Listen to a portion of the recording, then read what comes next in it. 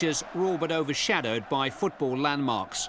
The return of Glenn Hoddle to the top flight of the English game after a 6-year absence was the most eagerly awaited. At 35, Hoddle returned as the Chelsea sweeper against Blackburn.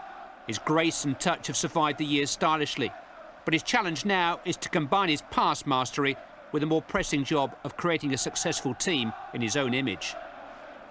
There were moments today when the likes of Wise, Spencer and Peacock were combining brightly when all seemed set fair.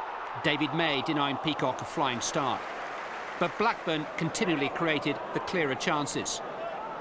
Kevin Gallagher had half of West London to himself, but he went for an early chip and holed out to keeper Kareen. Chelsea's best opening of the first half was the product of a calamitous mix-up between May and Mims. Number 12, Nicky Marker to the rescue, with Cascarino breathing down his neck. Even without the rapidly convalescing Alan Shearer, there's a cut and a thrust about the attack Kenny Dalglish has assembled. Mike Newell had a couple of good chances before the break. But 3 minutes into the second half, Chelsea got their season into gear with a goal to really whet the Bridge appetites. Gavin Peacock, Hoddle's major summer signing, had more than a hand in it, freeing John Spencer to stretch the Blackburn defence. And when eventually Dennis Wise arrived on the scene to provide a cutting edge with a terrific cross, Peacock reappeared, beating Bobby Mims's hand with a crashing header.